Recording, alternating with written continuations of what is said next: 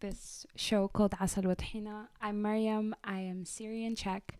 I was born and raised in my early childhood in Syria, and then I moved to the Czech Republic. And so it's kind of why we're doing this of like, I grew up with the two perspectives of growing up in Syria. And here I also do work in NGOs with refugee help.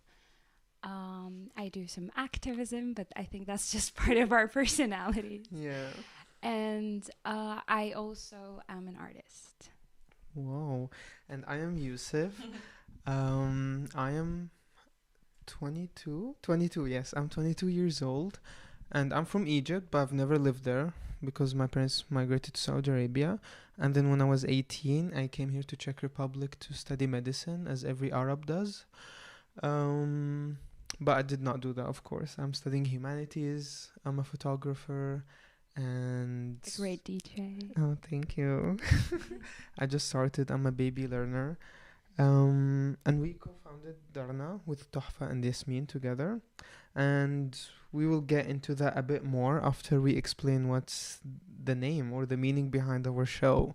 So Asal wa Tahina, which means honey and tahina, is this snack that I hate personally, but it's... I love it. Yeah, that's the thing. Youssef loves it. I hate it. So we thought it's a good combination of like what we're going to be talking about, because some people are going to hate what we say. And also it's such a cute name. Yeah, but I'm also like sure that almost every Arab loves the snack except you. So I thought it was a good name, a snack that everyone loves except Mariam. So that was that. And going back to Darna and like this show, Darna was just like a project that we started hoping that it will be a space for Arab community, the SWANA community here in Prague, to just like come here, have fun, connect and kind of like have this safe space that we need. Personally, it's kind of a project that we're doing for the community, but we're trying to bring into it things that are missing for us and things that we've been always craving here in the Czech Republic as Arabs or as people of color. And that's how it came about. And kind of through Darna, we got the opportunity to start a show here on Chile Radio. And yeah, like part of it is, of course, for us to have a space to talk about our experiences, but also we want it to be a space again for our community to connect and even anonymously share their experiences or stories. And we'd hope to someday even have people over who want to talk about their perspective on everything.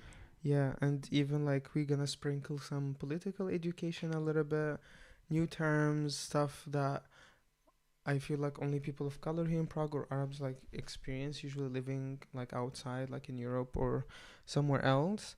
And just share stories that are relatable, political education and therapy. Online. Kind of therapy for us, but also it's like it's hard for us to say we're activist or we're political because it's part of our identity, because the political background in our country has such a huge effect on our experience in the world, where we live, how we view the world. Like every single uncle or aunt has like a very strong political view back home, and like they either resist it or they do something about it, or they just build families and make peace with it. So I feel like almost everyone is an activist. Like there's so many people that came here, for example, to Europe from Egypt or somewhere, and they got the name activist, and they're like, no, I was just talking out. It's just our identity. I was just speaking out against like the shitty things that are happening in my country or around the world. So so that's one part of it. Yeah, and I think this came together so naturally because we met through what's going on, honestly, through protests and meeting everybody because of a horrific situation. And unfortunately, it's an ongoing situation. If you look on what's happening now on the ground in Palestine, it's in Gaza in specific, it's horrifying, and it's something that we're very passionate about. And it's kind of how a lot of Arabs met here in Prague, because I grew up here since I was 12, and I met a few Arabs, but I never connected to many. And through the protests, the community kind of organically developed, and all of a sudden there's a Palestinian event every week. It's crazy. It's amazing, but it's every week. And the community kind of naturally built up, events started happening, and we were like, Darna is something we really need to do. And this is kind of a continuation of Darna, like, I would say. Centralizing our communities in one place. And it's crazy because like we met like all these amazing people, either like people who care about like what's happening in Palestine or just other Arabs, and all of us like never knew that we exist. I didn't like believe I can meet Arabs who are similar to me and who can relate to my struggle, but also in a way understand, like, because I would say I'm quite liberal, which is like a phrase. I hate that phrasing, but you know what I mean. I know what you mean. Yeah. I hate also the word liberal. It's a bit white. We can talk about that later. Yeah. Yeah. So yeah, and like it's just like crazy because we meet every single one and they tell us that they didn't know that all of us existed in Prague, and that we naturally all became friends, and hence the community just started. And we just thought that this show will be a continuation of it, something online, something we can talk about it. We're gonna bring up topics that are very specific to our communities, and of course we'd love for you all to join anonymously and share your opinions about it, but we'll tell you more about it like in the end. And even like because everybody's identity really differs, and everybody's experiences because of their identity is different, discrimination or funny stories even. And if you want to share them anonymously, or if you want to put your name in, of course you're welcome to, but the anonymous part of it is for you to feel safe enough to even if the story is really hurtful for you and you would want to talk about it publicly but without having to put your name on it, you'll have the space here. We can read it out, we can discuss it, and kind of start a conversation about it. Like the whole point of this is kind of to start conversations that sometimes are too uncomfortable to talk about. Or like for me personally, I grew up in the Czech Republic and I speak Czech. I went to Czech school, and something like this for minority communities was not available. So for me, it was always going online and watching international podcasts or conversations, but never in the Czech Republic. So for me, I am so happy and honored to finally have a space to kind of heal my inner child in a way. Yeah. And there's something that has been bugging me since yesterday. Like the massacre that happened yesterday, it just like got me so angry because like all over the news they're like, oh, like we saved 4 hostages, but on the other hand 220 Palestinians were murdered, and just shows like how cheap the Palestinian life or the Arab life is viewed through the Western lens. Yeah. It's just like something that has been bugging me like since yesterday, and it's obviously like very heavy. So it is a very like heavy topic, and I seen on like ČT24, the Czech TV. It's like celebrating pictures of hostages going back home, and my personal opinion is, of course, every citizen, every civilian should be home safe, but it's about the huge extreme contrast between how 220 lives don't even have a picture, don't even have a name, it's just a number. Yeah. And then you have other people whose lives matter much more in the eye of our government. I am so ashamed to say that my government, my Czech government, will view a life of a Israeli not the same way they would view a life of a Palestinian. Yeah. Or a Syrian, or a Syrian, because like I'm also Syrian, and I've also seen the reaction to refugee wave here versus in other countries, and that's a whole other topic we can get into. Yeah, maybe like we can make a whole just episode about white supremacy. I love this topic a lot, and we can talk about it later. But today we have another topic, and it kind of comes hand in hand with this. It's belonging and not belonging in the Czech Republic, but also in the Arabic scene, because we both have different experiences. We grew up in different circumstances, and it's just an interesting conversation, because I hear a lot of Arabs and foreigners in general be like, okay, now I'm further away from my culture, so I don't feel like I belong in my country, but also here I'm a foreigner and I will never be perceived as a Czech person, even though my grandma's Czech, my mom was born here, I speak Czech, I am not perceived as a Czech person, and that's just a reality. And it's just about, yeah, like, would you tell us a bit about your experience, because you also, like, you grew up in Saudi, not even in Egypt, and how do you feel connected to that? First of all, I want to say that it's weird because, like, you speak really good Czech and you go around, so it's interesting that you don't feel Czech. Yeah, I do not. I think it's a bit of trauma because I was not accepted, so I decided to also erase a bit of that identity, which is something I want to work on. But at the same time, yeah, like, the minute somebody hears a mistake in grammar, they're like, where are you from? And then the whole conversation about Syria starts, and I'm like, it's 3 p.m. I don't want to talk about the war. I'm sorry. Like, I'm not up for that. Yeah. So. I also, like, love how, like, and like every, like, foreigner or European person asks, oh, like, where are you from? You say, like, Lebanon, Egypt, wherever.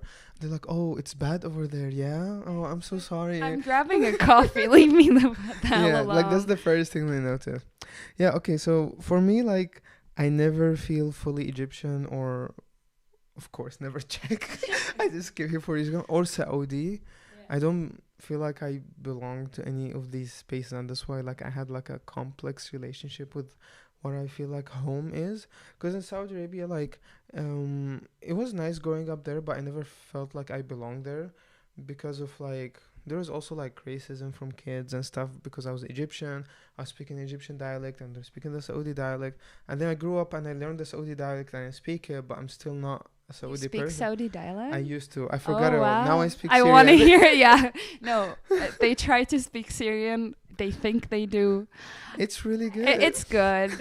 But I'm judgmental over Syrian dialect. I understand. It's Shami because, like, half of my friends are, like, mix of Jordanians, Palestinians, and Syrians. So it's a mix of all these. Like a Levant. Yeah, Shami is Levant. The Levant, yeah. So, yeah, I just never fully felt like I belong anywhere. Maybe, like, Prague is the place that I feel I belong the most, actually.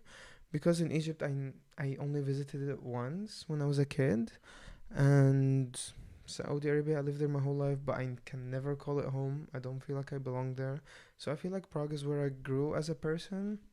I met lots of people. I explored my different identities and interests and all these things. So whenever I'm traveling to Prague, I'm like, oh, okay, I'm going home. Yeah. Wow. But also the visa issue is a big problem. So I can never call it home. That's also another conversation, visa issues. Yeah, and also the racism here also.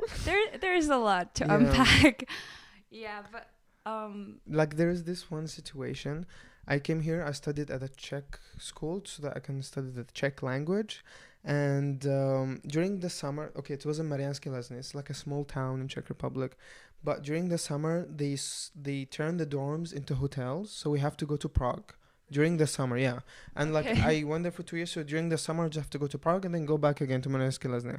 So, and they told us, here are some dorms that we have, like, some kind of connection with. Send them an email and you can find a place. So me and my 3 friends, they're like, okay, you do it. You know the best Czech out of all of us. And we were bad because, like, it was COVID and all this thing. I was like, okay, let me try. I sent the email. They're like, okay, come, take the paper, pay. And so I go to Prague. In Prague, yeah. Yeah, I go to Prague. It's, should I do name? Oh, yeah, it's Kolej Vltava. So I go to Vltava there. And then I go, there's a line waiting at the reception. People go in and then it's my turn. I go there and then, like, there's this old 70-year-old Czech lady. And she has, like, a bit of a mustache on and she looked scary. And then she was like, I told her, Dobrý den. She didn't respond. She's like, why are you here? I was like, oh, like, I sent an email that I have a... In Czech? Or? Yeah, in Czech. All this in Czech. I sent an email. I have this room and stuff. And then she told me, komu? I was like, what's this word? I never heard. I was like, sorry, I don't understand. Like, for who? Yeah. Like, for who did you send that email? I was like, I didn't understand that thing. I was like, sorry, can you repeat again? She's like, well, that's your problem if you don't understand Czech. And she's like, for who did you send the email? I was like, oh, sorry, one moment. I pull it up and she's like, okay, pay this much. And I was like, it's a bit much. Can I ask why? She spoke so fast. I was like, can you like slow it down a bit. My Czech's not perfect. She's like, again, that's your problem. You should deal with it. Pay and then take this paper and go to the other building. And I was like, can you tell me directions? And she was like, Tam. I was like, where? She's like, just there. Yeah. And I go out and I'm a little bit shaky. It's my first time like being treated that way. I was like, oh. And then she comes out to me and not to me, but she was taking a break and she sees me and she looks at me. She's like, do you want to stay in this country? And I was like, no. Yes. And I was like, yeah, like, why are you asking me? She's like, everyone that came from your school speaks perfect Czech except you. You speak bad Czech. So maybe you should consider if you want to stay here. Oh and I was God. like, what the fuck? And then after that, I went outside with tears in my eyes and I called my friend. I was like, hey, can you come show me where is that building? We walked for 5 minutes, went to another building, went to the basement, and that was there. Yeah. So that was like my like pinpoint of like how was like it the start of discrimination in the Czech Republic. There is this saying in Czech, seš Česku, tak mluv česky, which means you're in the Czech Republic, so speak Czech. Yeah. And that is something that, because I went to Czech school, and I went to Czech school, I moved here when I was 11, and I went to Czech school like right when I came after 3 weeks of language school. And I didn't speak Czech, obviously. This is something that teachers would repeatedly say to me. And for some reason, nobody found it problematic, which I understand. Yes, they should encourage children to speak Czech so they learn it. But it did not come from, you should learn Czech. No, it came from, please be Czech and please fit in. Mm-hmm. And it's those stories, right? Like for me, I grew up in Syria, and then the war started. And we were lucky enough to have a Czech citizenship, which was like a lot of people don't have it, and they had to seek refuge in a very difficult way. So I am very aware of my luck in that. But yeah, so we moved here, and it was still like under an extreme situation, obviously, because like we experienced the start of the war, and we kind of had to move really, really quickly because like the decision was made in a few days and just like pack up your stuff and let's go. And we thought we were going to come back. Mm-hmm. And then the situation got worse and worse and we just stayed. But like one thing is, as a kid, I did not understand racism. I didn't know racism exists, and I didn't know people look down to Syrians because my grandpa, who's Syrian, studied in the Czech Republic in the 70s, but at the time it was communism. So Syrians were seen as a more developed country than the Czech Republic. At the time they were richer, they could travel around Europe, so they were seen as allies too because of the bath. Yeah, because at the time our country had communism, but it was not communism. Yeah, it was something else. It was something else, but that's a different conversation. And yeah, so I always thought Czech people love Syrians, and I grew up thinking, yeah, like I'm gonna go there and they're gonna treat me like I'm one of them, and that they're gonna be so welcoming. And then went into school, and it was like immediate reaction. You don't speak Czech, you should learn Czech. Your hair is so curly. Teacher's touching my hair. And I'm like, what the fuck? Like, and you were 12. I was 11. Wow. And then I was a bad student. I have to admit that. I was a horrible student. I was very loud. I wanted all the attention on myself. I didn't study. But still, it like the things I've experienced in that middle school, for example, of like I would be in class doing what I do best, like clowning around, and the teacher kicked me out of class, and before he did, he goes, "Vypadni zpátky do Syrie," which means go back to Syria. So that was like a common thing. Wow. Or he would kick me out, and after he kicks me out of class, he would be like, oh, these Syrians, they're ruining the country. And at the time, because I didn't understand racism at all, and I didn't understand that this is not fine, I completely let it slide. I never told my family, because I don't want them to be bothered by the fact, because I always consider myself a very strong personality, right? So I was like, I don't need the help of anybody. I can fight this on my own. But it's such a deep thing in Czech society that truly an 11-year-old kid cannot find racism in their whole school. So yeah, it is a big thing. Oh yeah, and going back to belonging, since that moment, because I experienced that so much, I was like, okay, I don't belong here. And again, I completely detached myself from the Czech identity. Of course, before getting to that, I tried to be white, I tried to be Czech, I tried to fix my accent, I straightened my hair. I would not dress anything that will make me look Arab. I would not wear eyeliner because I thought that will make me look more Arab. Because it's, you know, like the golf eyeliner. So I was like, no eyeliner for me. I'm going to make my eyes look smaller and straighten my hair, get skinny because I can't have hips, standard, you know? And yeah, like, it's crazy, like the hair and the accent things, almost like there with every single like third culture kid or every single like immigrant, where like same thing when I came here and I started to grow my hair. I was like, oh my god, was my hair curly? Like, I hate this. Like, I want it to be like straight and nice, because that's all I've seen on the internet, just like pretty Tumblr beach boys with their straight Youssef hair. the beach boy. You know, and I never seen like anyone with nice curly hair. And then I had this friend who I'm always grateful for. Her name is Nigin, and she's from Iran. And every day she was like, oh, your hair is amazing, it's so cool. And she would teach me how to take care of it. And then when I grew up, I was like, you know what, I kind of like it, you know? I love your hair. And before that, I would always try to straighten it, like... It damages the hair so much. Yeah. And even back home in Egypt, like, that's also, like, something that's not talked about. As kids, you can see, like, the girls, like, in the morning, their moms just, like, combing their hair so hard to make it straight, because if it's curly, it's untidy. If it's straight, if it's tidy and it's beautiful. Like professional, right? Even in workspaces, sometimes it's like people in my family would like straighten their hair to work every day because it's professional. Exactly.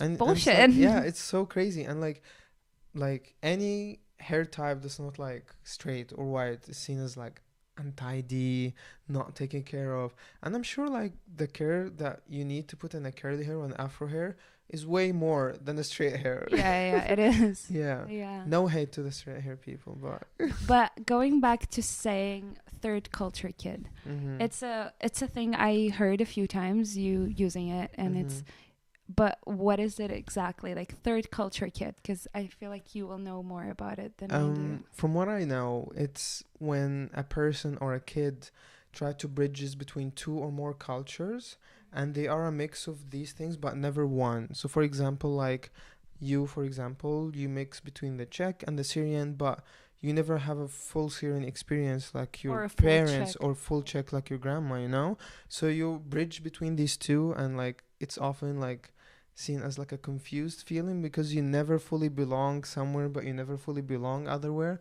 and you're just like mix of 2, 3, or 4 countries, depending like which countries would you say you feel like a third culture? Because from what you're explaining, like full on for me, but is it for you? Yeah, like 100%. Like I know I'm Egyptian, but I don't feel fully Egyptian. Like, of course I relate to some Egyptians, some memes and stuff, but also growing up I was not allowed to watch movies or listen to music, which is like a really important part of any culture.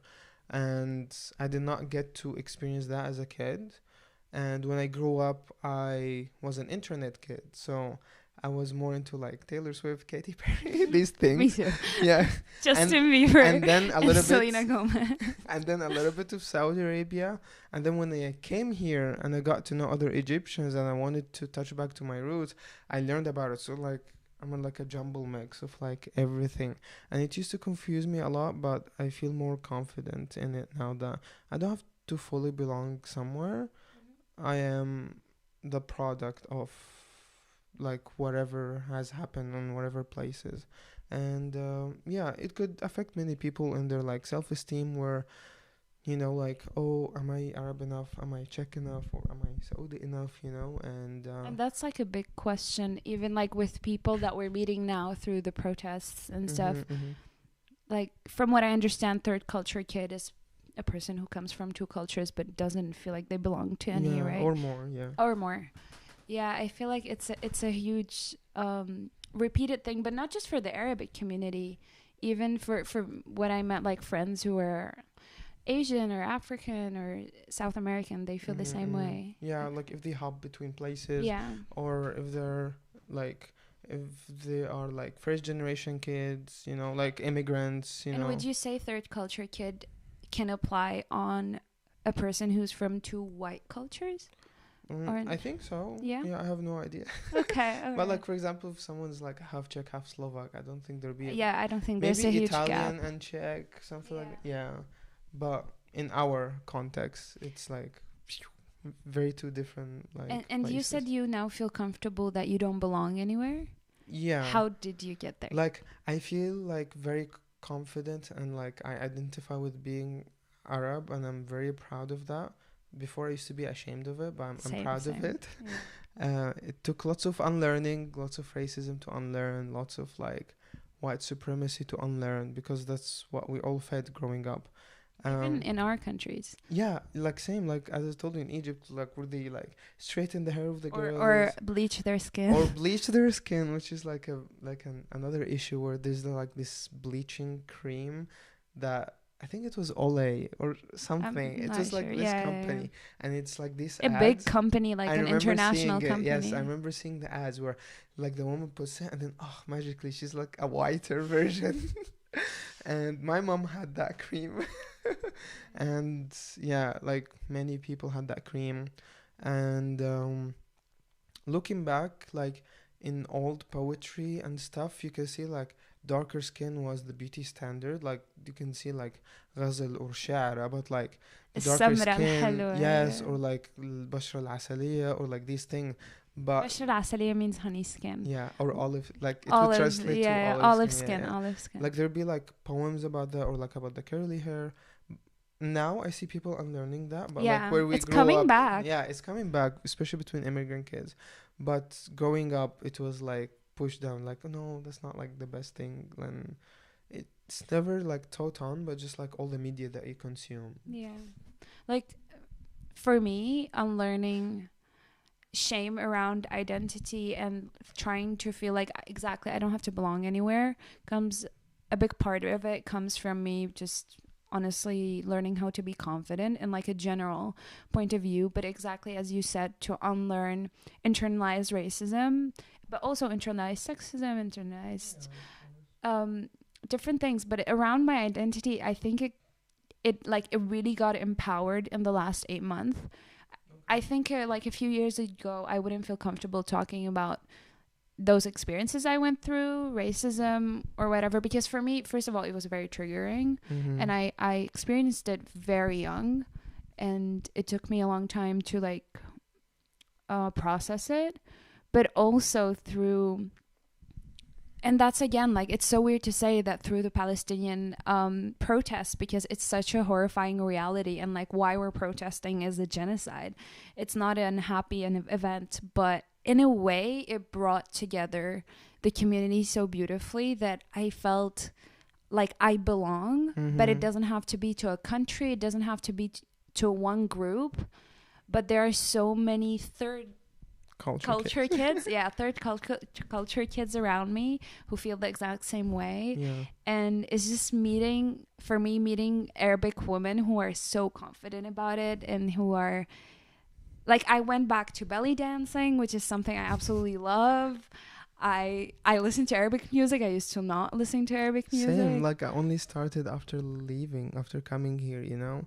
Like, because, like, when you are in it, you don't realize it. But then when you go somewhere completely else, you kind of have the nostalgia and, like, you want to go back to that. But also, like, it comes with unlearning that I became proud of it. And I accepted the fact that I'll never get all the references with people that grew up in Egypt, but we're gonna have similarities enough, and our pride and our identity is what connects us. Yeah, I think I just remembered when you say I don't feel Egyptian enough, because once we had like a Darna again is our the project we're working on for the SWANA community, but we had a call, and Tuhfa and Yasmin are also Egyptian, and after the call I call Youssef back and I'm like, I don't feel like I belong with you guys because I'm not Egyptian.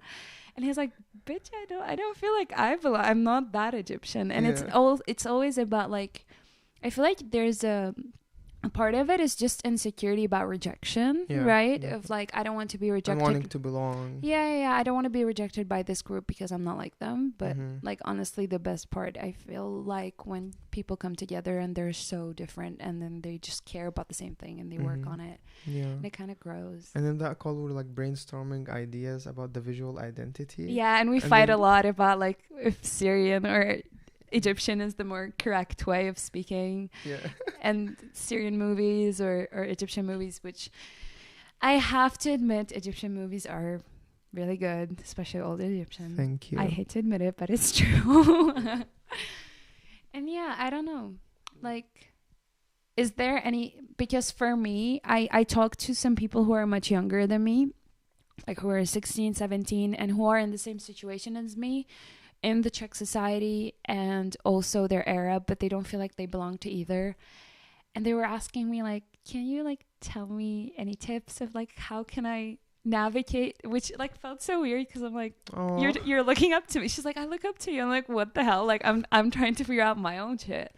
But she's like, tell me a tip. And for me it was just like, find things that you truly love about our culture and connect to them fully. It's music, clothing, hair, history, poetry. For me, poetry is a big thing. I love my mom. I grew up with my mom listening to poetry, playing on repeat on CDs, and it's just a thing that connects me. Is there something you have that is like, if you would give a tip to a younger person who feels disconnected from their Arabic identity but do want to reconnect, is there something you would like? It's basically like, as what you said, that just like embrace the fact that you're never gonna fully relate or be as a person who grew up their whole lives or was in that place like the whole time.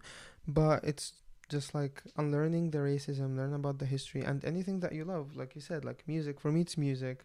Discovering lots of music from like 2000s era or like the late 90s or like the best time for Arabic music, disco in the like the Egyptian scene or the Syrian scene, and it's something that I really love and I really like. And also like reigniting the love for the language too, the Arabic language. It's really hard, but it's really nice. It's really poetic. Difficult. Like reading poetry in Arabic. But it's like really nice and it's like beautiful, really lovely.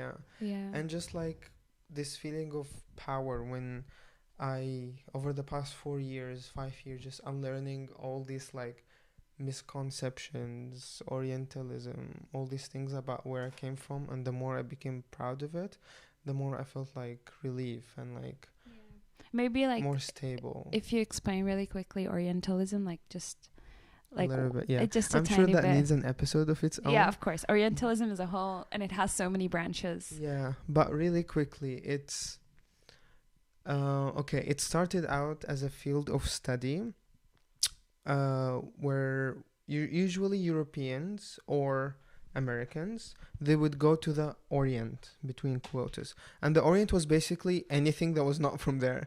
So Africa, Asia, SWANA region, all of this was the Orient region. And that's the first problem, that they all put it under one thing, like calling it the Orient. So they'd go there, live there, write about it, explore it, and then develop these books and theories about these people. And that was the only source of the knowledge for people back home, which is like Europe or some parts in North America. And slowly it became not the actual reality that they're writing about, but a reality that they want to believe in. And slowly it became into this thing where it was not writing about the history true. It was not writing about how the people are actually living, but how they imagine it to be. If you look at many paintings, you're gonna see like half naked like women with veils walking in the street, and this like angry Arab man, like totally not representing the reality. And it became a way for Westerners to create an identity for themselves by making the Orient inferior, and they are the superior one. So in their writings, they were like, oh, like look at these people, like they're eating with their hands, like they're still at a time where like SWANA region was more developed than Europe. Yeah, basically, yeah. Like, look at them, like, they don't have morals like us. Like, basically just making them inferior and creating an identity of them as superior, morally, just everything. And it took like hundreds of years of study, and that just seeped into media, seeped into the how people think about these things. That's why, like, almost every scientist from the 1500s till now writing anything about our region is based on white supremacy and racism. Because where did they get their information from? From these people who wrote falsely about the people.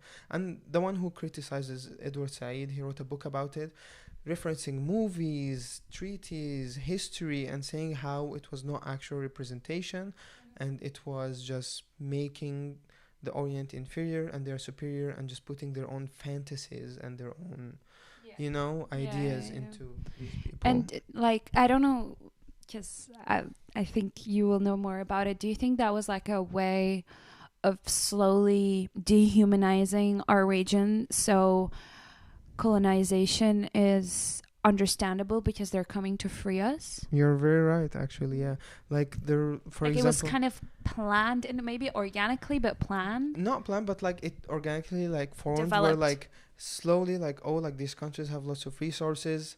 They are Let's savages. Let's go. And they're brown. And they are savages. So like they would actually convince themselves that we're gonna go there, give them culture, treat them like how to live life, and we're gonna rule them, because they don't know how to rule themselves. That's also another thing. And even like they'll bring some orientalists, which is like the scientists, and they're like, yeah, weird and orientalists, and like, they would say like, oh, like we know these people more than they know themselves, so let's go in there, let's help them govern themselves, and we, they have lots of resources and good food, why not? And beautiful people. Yeah. Thank you very much. No, but and that's how and it's still ongoing.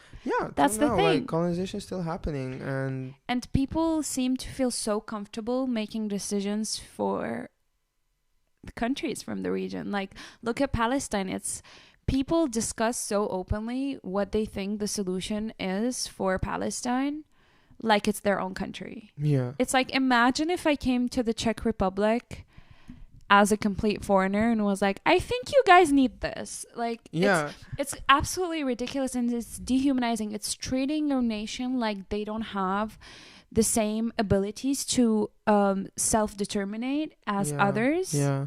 And so many times that happen over history. Like, even like when Arabs like self-determined, wanted to make their own countries and stuff, or like they wanted to do that, and the British would be like, no, we think that this is how we do it better. It should be. And that's like how the whole thing happened. Like, Britain just drew up like lines in our region, and also the French just drew up random lines dividing countries. They're like, that's how countries should be. This is how it should be for you. And then they're like, deal with it. Oh, like we have like a problem here in Europe. Okay, let's draw like some borders on some countries.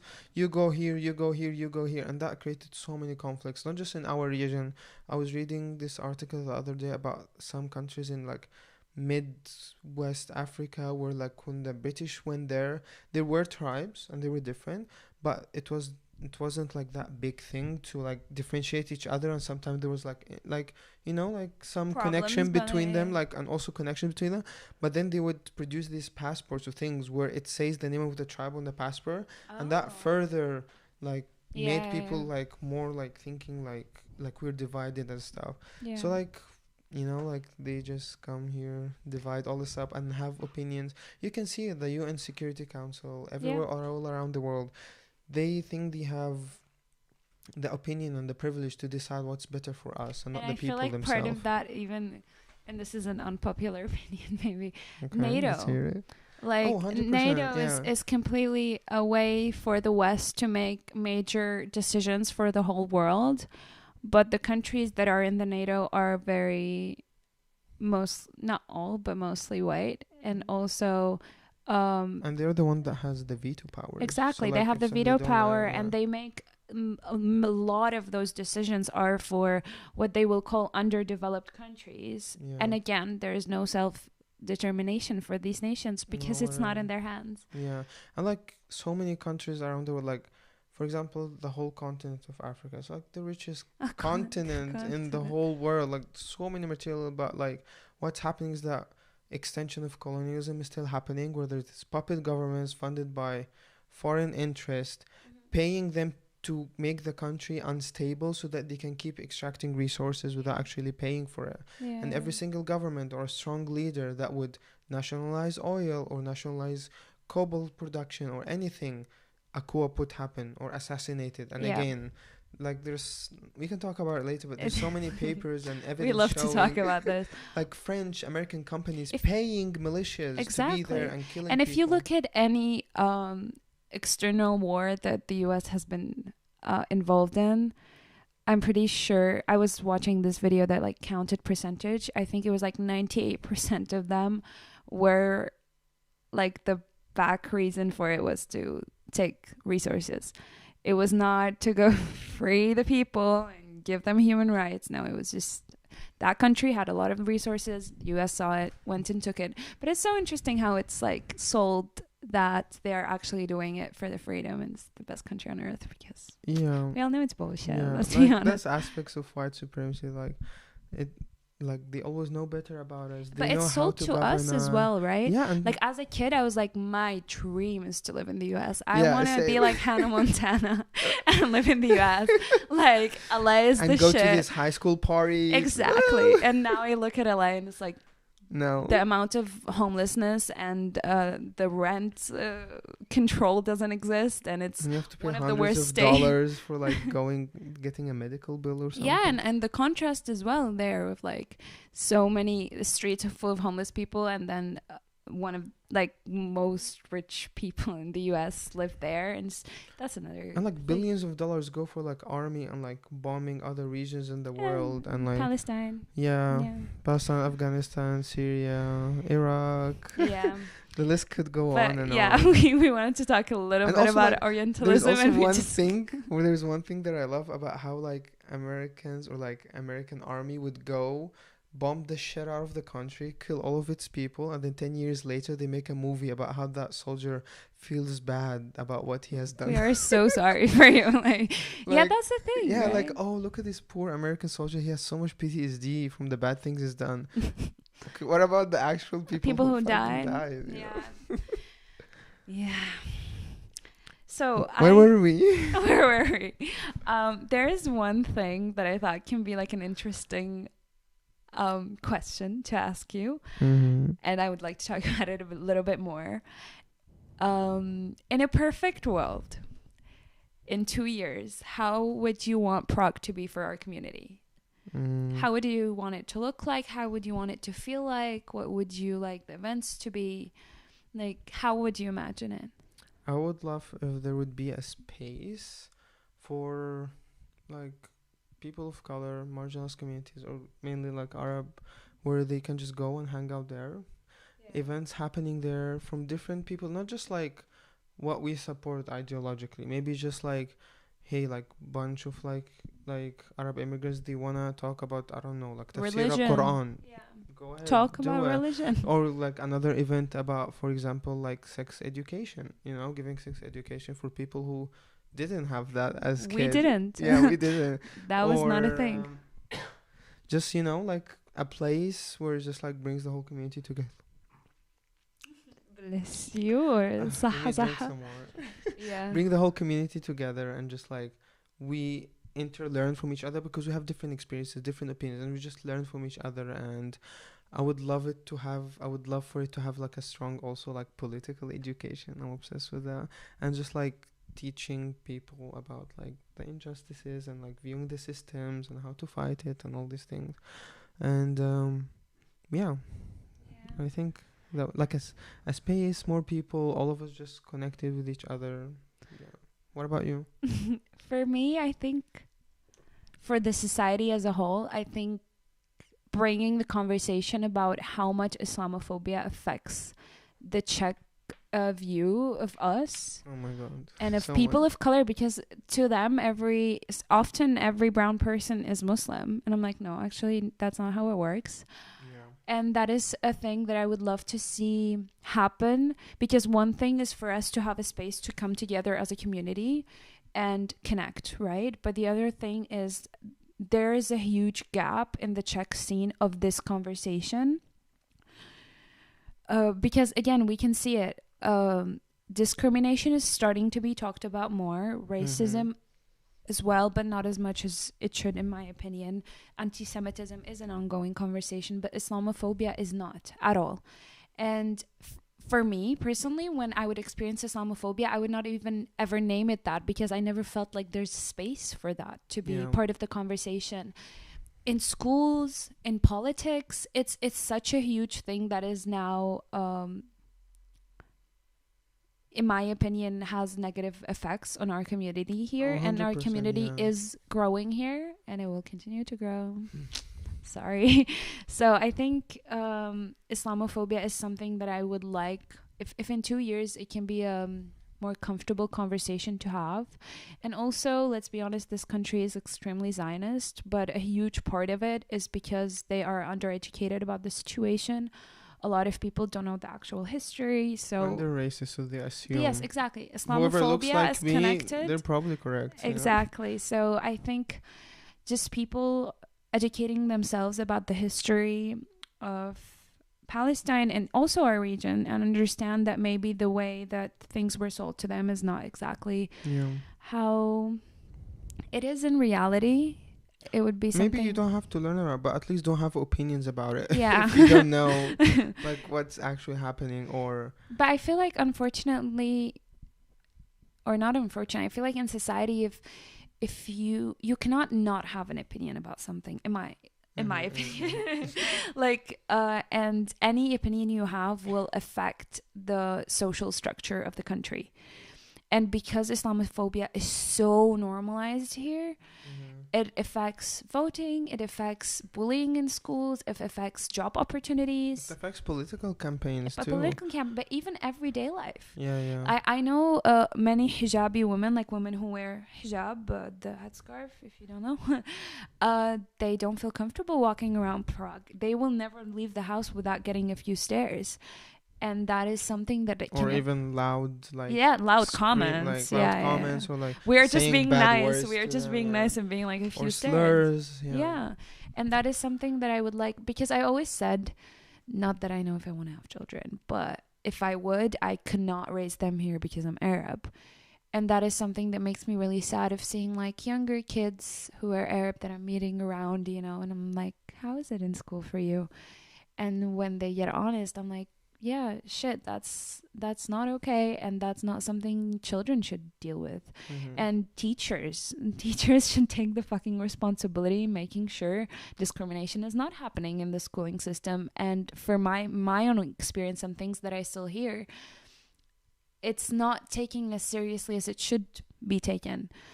At least in my case, like the teachers that used to discriminate against me, it was not like nobody knew about it. It was not a secret. It was not behind closed doors. Like, some of them would comment on my clothes in the hallway in front of everybody. Be like, oh, did your dad see how you're dressed? Aren't you Muslim? Like, teachers. And I'm like, yeah, I do wear skirts and I'm a Muslim. Wow. Like, shock here. I'm sorry about that. No, it's okay. I like to talk about it. I'm fine now about it. But it's a thing. And I would like this to be a bigger conversation. Maybe I should go back to that school and talk to the principal. Maybe. Start some trouble. No, sorry. I just had an idea. I should probably not say this here live one. Yeah. You should name drop the school. I will not, because... I will not. Okay. But I will maybe someday. Maybe someday I'll name drop, but hopefully in like a part of trying to do something about it, rather than just shit talking, you know? Like, maybe I'll bring here the teacher and talk to him. Yeah. Tell me, why are you racist? I remember in Pardubice one time I was going there, I was visiting a friend, and I kept seeing this sticker everywhere. I was like, what is that? and it's like ne islamizace. Yeah, is it Czechia, like yeah, no to the Islamification of Czech Republic. And then like there's a mosque and there's like an X on it. And I was like, what the fuck? That was like the Who reaction. hurt you? No, that was a reaction to the immigration flow from Syrian refugees. There used to be actually protests, anti-Muslim protests in Náměstí Míru in 2016 on the regular. And I would just walk around as a Syrian seeing the anti-Islamic, anti-immigration, anti-Syrian protests. And I'm like, what the fuck? Like, should I just stand here and like say I'm Syrian? Would somebody beat me up? Yeah. But I think they stopped now, so that's good. But now they're redirecting it on Ukrainian refugees. It's the same fascist thinking, just redirected to whatever group. Like the people like that is vulnerable in the moment. Like the people like who are in power don't make better decisions about their money they're making, whatever, and then they're like, oh, we blame it on these like immigrants that come and take the jobs, when that's not the case. Like Czech Republic, at the way it's developing, it needs so much like manual labor. Exactly. It's actually a blessing that all these people came. No, I remember in high school, oh, they're stealing your jobs. Like, they used to like, we had this specialist who came to our school and gave us a presentation about it. Czech Republic has an insanely big problem with stárnutí populace, like the population is aging, which means not enough children are being born. They need immigrants. Yeah, they need working and there's force. So many old people because the healthcare system is great. So they do need workers to come so they can make enough money to help provide for people who are retired. But it's something also not talked about, because politicians will take immigration problem as a way to manipulate elections and make people feel like they're going to save them from the immigrants, even though they actually, our country does need immigrants to survive. Yeah. So, yeah. But we don't have a lot of time left, so I just wanted to talk. We're unlocking the iPad. And I keep forgetting the password. But, okay. Just kind of, how do we imagine this going forward? We're going to have it once a month. For now, maybe twice a month, depending on how much time they'll give us. But no, and we want it to truly be a space for you to bring in topics you want to talk about. If you want to share any anonymous stories or non-anonymous, or if you're ever interested to like come in, say your perspective. We do have a few ideas. We would like to talk exactly about immigration. Personally, I would like to maybe bring someday a friend who worked with me with Syrian refugees and talk about, and just refugees in general, and talk about how does that get a reaction from the public when the refugee is not white, and these kind of, like, we want to go into more of these conversations. So and where can people put these opinions? Sorry? And where can like people write their opinions, the anonymous ones? Where are we gonna put it? Oh yeah. So if you go to Instagram to Darna, so it's shit, I'm dyslexic, or like every DA RNA dot AAAAA. I don't know how many A's, but it's Darna dot many A's. And we're gonna have a post, and we're gonna like put a link where you can anonymously send stories, questions, whatever maybe even you related want. to today's like. Yeah. If you have any questions, you can even DM us.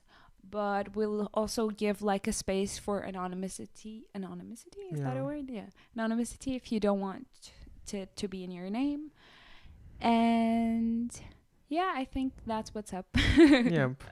And we're gonna decide on the topic next week. Yes. And we'll share it in Darna. So like Darna's gonna be a space where you can come, DM us, or use the anonymous link to kind of connect with what we're doing. And also we are gonna do maybe a support group for Darna that we're gonna share there. There's a lot of like exciting events that are gonna come up, especially for our community. But it's also, Darna is also a space for people who are white, who want to I love to use that word, but people who are not actually from like our communities, to come and like learn more if they want to know our stories. Like, it's a safe space even for them to feel comfortable asking questions that not they in the wouldn't. Support group, but anywhere else. Yeah, you're not welcome to the support group. We're sorry. That's for us. We need it.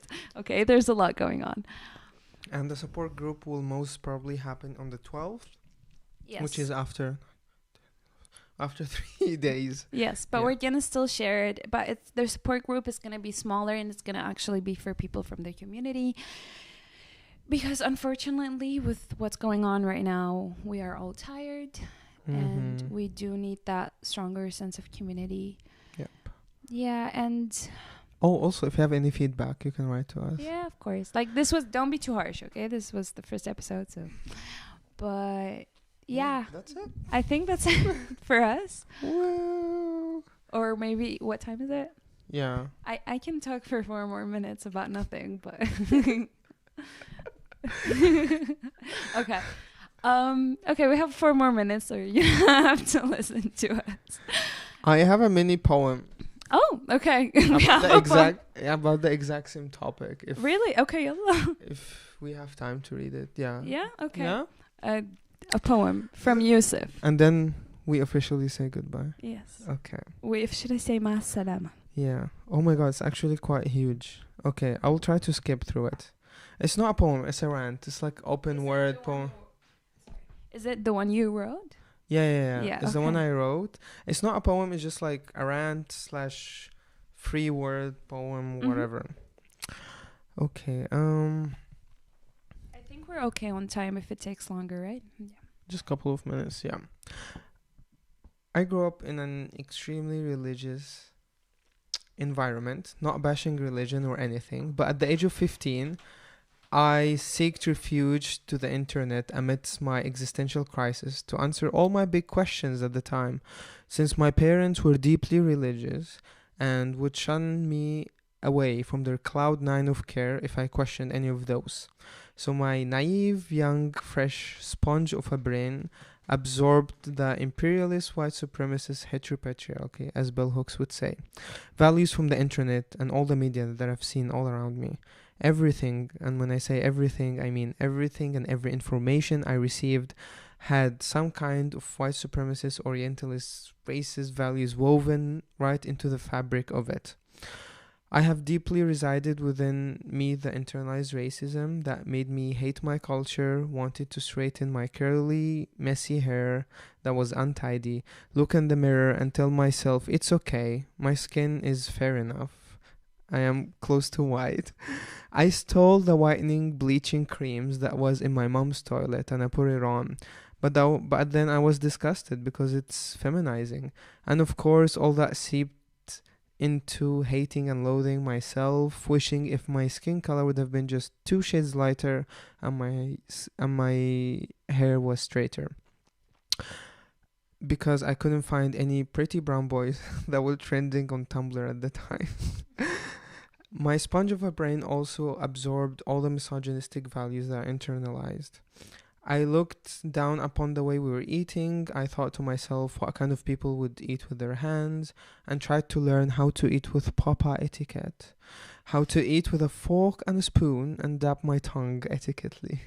And when I came here, I would hang out with my Arab friends and I would be super aware of how noisy we are and didn't want anyone to think about us as the loud, annoying Arab immigrants. Because I'm not like the other immigrants. I am one who loves philosophy, reads Plato and Aristotle, Kant and Hume. And definitely, Shakespeare, verily, I was stirred and didst relish pursuing the words of Shakespeare, for in days of yore when English was my second language. I appreciated high art, and I don't eat loudly. I have etiquettes and manners, like my British colonizers coming to my country. I practiced for hours how to speak English the right way with a British or an American accent because all the other accents were not correct. I spent hours on YouTube teaching myself that. The first steps that helped me clean my dark and dirty sponge into a lighter one was that my friend Nigeen consistently pushed me into growing my curls and showed me the love and the support I've always wanted. And after spending more time on the internet trying to educate myself, I realized homophobia was not cool. And I'm not gay or queer by any means, but at least I support their rights. Further down the line, that made me hate my country and the culture because everyone used that rhetoric to justify hate, racism, and xenophobia against my country and my region. And it took me a long time being torn between both until I took a class with an amazing professor about the Middle East, in quotes. But in it we read Fanon, Said, Bahaba, and Spivak, and I felt like I was 16 again, and lost, having the existential crisis, feeling lost and bewildered by the books I'm reading, and history, and everything just clicked. Slowly I started discovering our queer history and how we were cool before we were colonized. It wasn't perfect, but we were just also people living life, making mistakes and learning along the way, but also trying to move in the right step within our material conditions and history. Then I slowly discovered how we were forced to defend our culture, religion, values, and the way of life from the demeaning Orientalist fangs. We had to explain our way of living and came up with the golden age of Islam just as a way to compete with the Renaissance, when in the first place we shouldn't have had to explain ourselves to anyone at all, but we had to. I stand tall here, and I am the product of my history and product of my story. I stand here tall in despite of many years of shame because of who I am, but it's time for me to stand proud because of who I am. Yes. That was amazing. Thank you. I wrote it like a year ago. Yeah, and you told me about it. Yeah, yeah. I never read it to you. So Thank you. yeah. So yeah, that's it. Thank you. Thank you, Pablo, for staying here.